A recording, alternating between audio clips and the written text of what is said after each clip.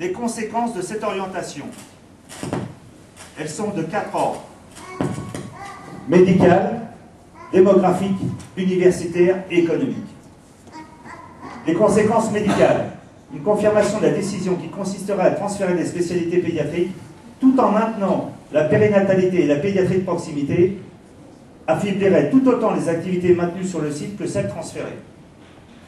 L'ensemble formé par le pôle périnatal Trousseau-Bluet réalise aujourd'hui 5500 accouchements et bientôt 7000 avec le transfert d'une part de l'activité de Saint-Antoine.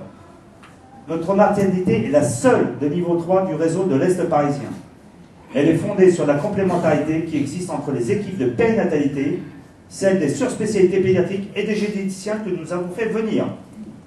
Sans leur proximité, elle ne pourra poursuivre cette mission. Plusieurs activités de référence se sont développées car Trousseau est un véritable hôpital universitaire où la complémentarité des équipes a permis à certains d'atteindre le niveau international. Rien ne dit que le démantèlement de Trousseau n'altérera pas ce dynamisme. Maintenant, les conséquences démographiques. Trousseau, c'est quoi? 30 000 séjours, dont 65% pédiatrie spécialisée, 200 000 consultations, 45 000 urgences.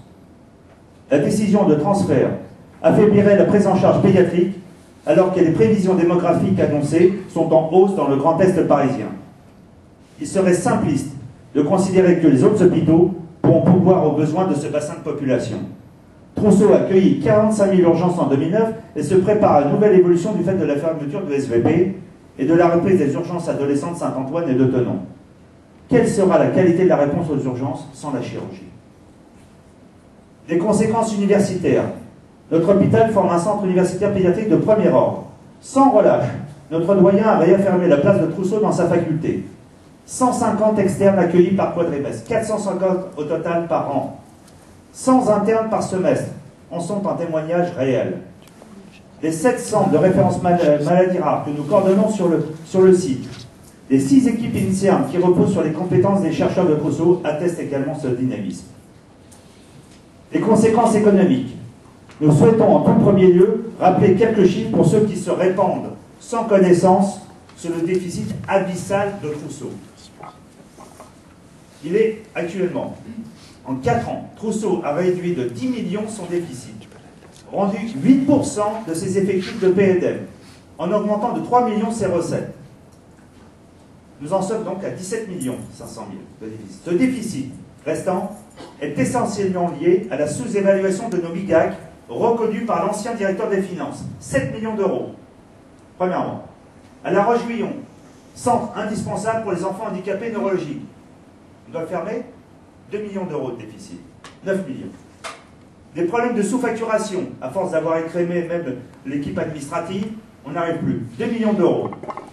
Surcoût de la dispersion des plateaux techniques, 4 millions d'euros. Ça, on va le résoudre avec notre projet. Rappelons que nous sommes le seul hôpital pédiatrique intégré dans un GH. L'impact de cette situation sur nos fonctions support et médico-techniques est important.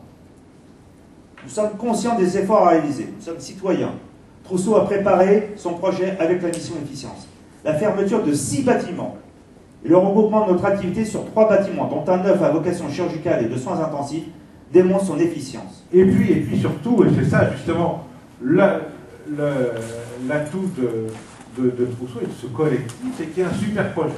Donc vraiment, la communauté médicale s'est défoncée, alors c'est un mauvais mot, mais quand même, hein, il y a eu vraiment un énorme travail derrière, de restructuration, dans le bon sens du terme, avec vraiment un superbe projet, novateur.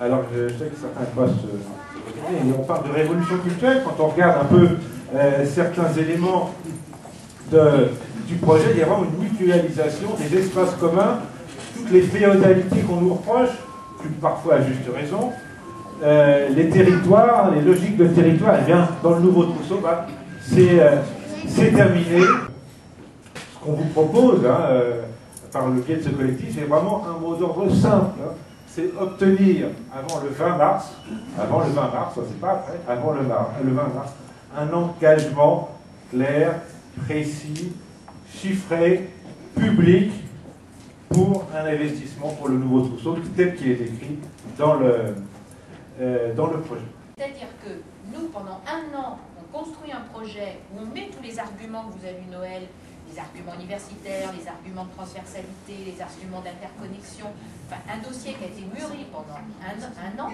avec un projet de bâtiment qui est rentable et qui éponge le déficit, et qui est le seul hôpital de Paris-6. La seule manière de réagir, c'est la médiatisation. Voilà. Et, bon, je pense qu'il faut être rapide, il faut taper fort, et il faut être professionnel. Les médias, c'est très important, et je ne suis pas sûr que les choses seraient remontées jusqu'au cabinet du ministre, voire même de l'Élysée, si c'était le calme absolu, c'est une évidence, mais savoir que c'est à manier avec grande précaution. Je suis convaincu que notre seul salut viendra du politique. Et il ne faut pas faire passer le politique pour un méchant, mais il vaut mieux, à mon avis, cibler sur l'administration, parce qu'il faut, quand c'est comme ça, un fusible ou, entre guillemets, un responsable. Et il faut que le politique puisse, entre guillemets, sortir par le haut en disant on a réglé la situation. Ne pas perdre la face. Ne pas perdre la face et on a sorti, on a sauvé la situation. Emmanuel. Une information plus générale et homogène. Est-ce qu'on ne pourrait pas travailler rapidement, au moins sur une affiche d'information à mettre dans nos Ça s'appelle un communiqué de presse qui va être diffusé là, avec un dossier de presse. Une affiche d'information qu'on va mettre dans nos sacs à tente adressée à nos patients. C'est urgentissime. D'autres idées, d'autres propositions? Ce qu'il faut surtout, c'est quand même que les idées elles soient aussi partagées. Et vous avez raison de le dire, je pense que les plus proches des patients, c'est souvent les infirmières, les aides-soignants.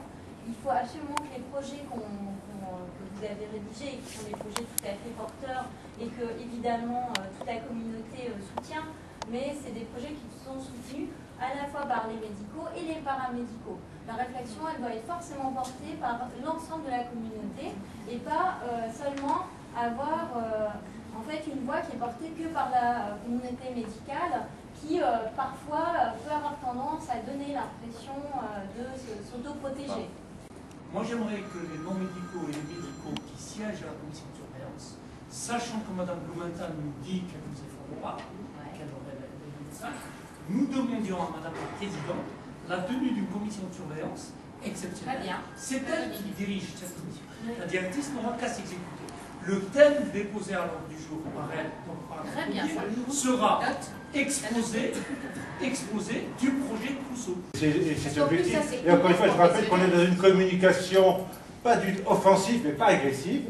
Encore une fois, on est là pour le nouveau Trousseau. On n'est pas là pour abattre les têtes, on est là pour l'avenir.